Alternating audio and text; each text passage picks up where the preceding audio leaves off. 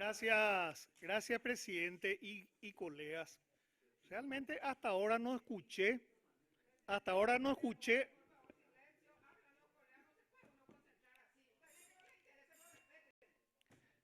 realmente hasta ahora no escuché un texto, una exposición que justifique y sobre todo que se refiere a las críticas que tiene este proyecto.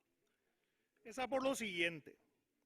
Paraguay es una democracia representativa, pero también participativa y pluralista. En el artículo 42 se establece la libertad de asociación y escuchen bien, libertad, no solo derecho, libertad de asociación. Por eso es tan lesivo este texto, con fines lícitos, por supuesto. Eso aclara la Constitución. Si hay un fin ilícito, las autoridades no deberían aprobar la constitución de la asociación. Así que eso está fuera de discusión. Y el artículo 117 dice que toda persona tiene derecho a participar en los asuntos públicos, y acá viene la parte importante. Primero dice directamente, y después dice a través de los representantes. Ahora me dirán, esta ley no prohíbe nada. Claro que no prohíbe nada. Te pone tantas para la comisión de pollada, para la parroquia de mi barrio, para la organización campesina, registrarse, hacer escritura pública. Pero la trampa está en el artículo 12 y en el artículo 13. Multa equivalente hasta 1.000 salarios mínimos. ¿Cuánto es eso? 2.800 millones de guaraníes. Eso para la organización sin fines de lucro. Y para las personas físicas la mitad. ¿Quién va a querer meterse a hacer una pollada en algún lugar y pelearse con el presidente de la seccional? ¿Quién va a querer organizarse si se expone a una sanción como esta por no registrarse o por no informes semestrales? ¿Qué momento van a recibir informes semestrales? ¿Y quién va a revisar todos los informes semestrales?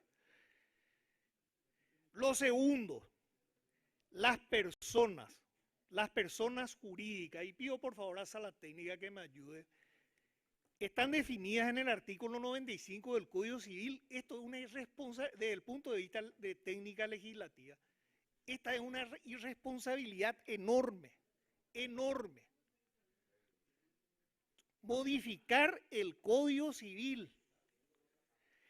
Pero antes de seguir en ese tema, no es este. Esto por ejemplo, pero iba a mostrar después, hablando de soberanía, convenio de la ANR, esto está en el sitio, estaba en el sitio web de la ANR, pero es el otro el que quiero, no este. En la página web dice ANR hizo un convenio con la Embajada de Taiwán, totalmente en contra de lo que dice la Constitución. Pero se espantan porque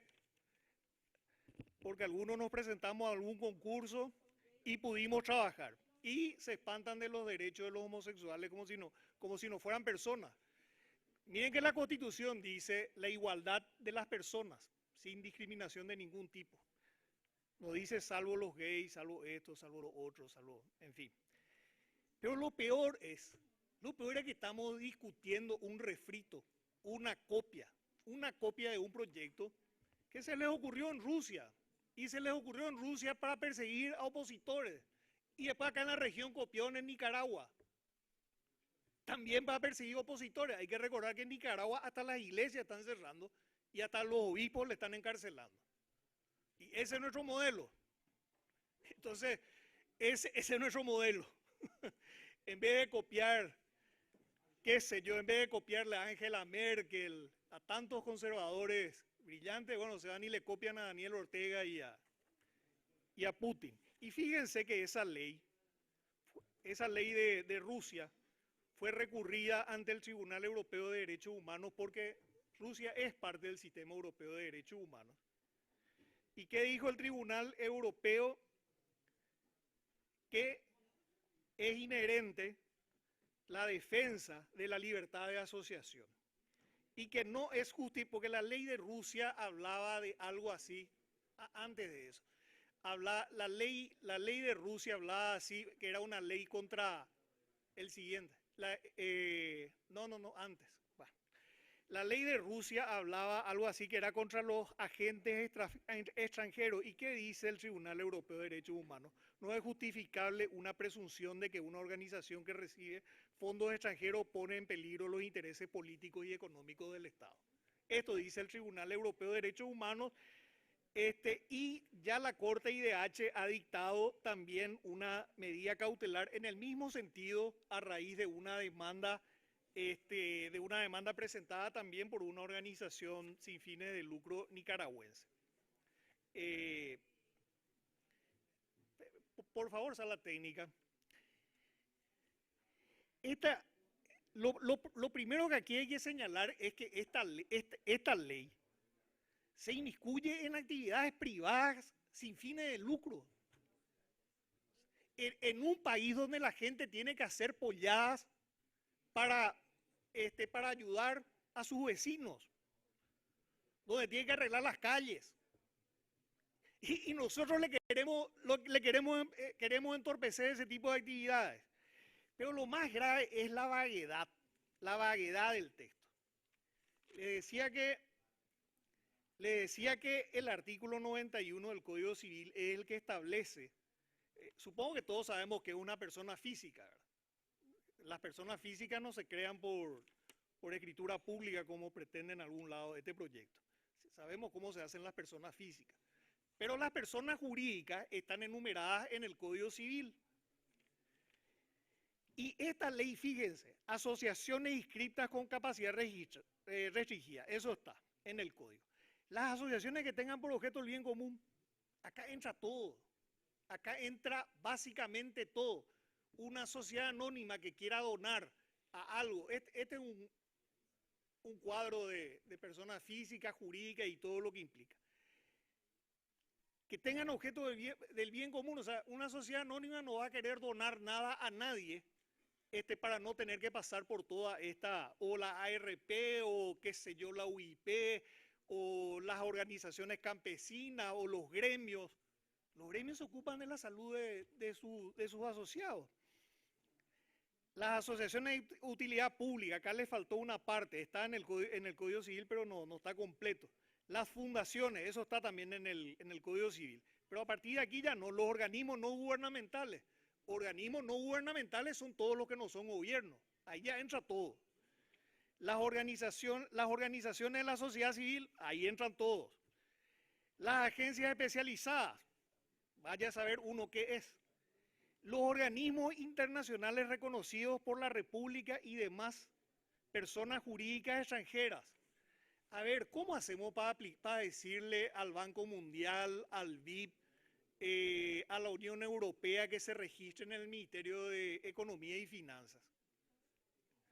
Todo esto a Naciones Unidas. Naciones Unidas va a venir a registrarse en el Ministerio de Economía y Finanzas.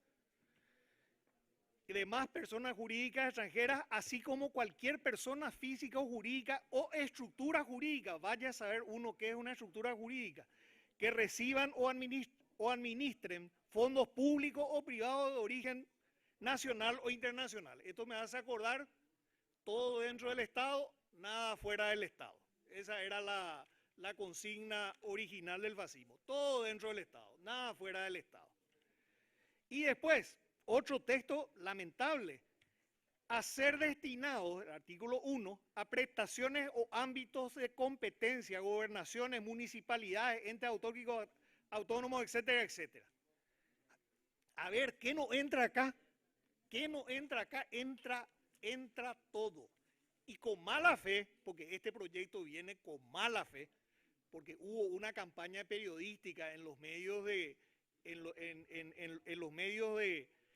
del presidente del Partido Colorado contra algunas ONG y acá de hecho expusieron. O sea, claro que vienen con el objetivo, por supuesto no le van a ir a verificar a las seccionales o a la...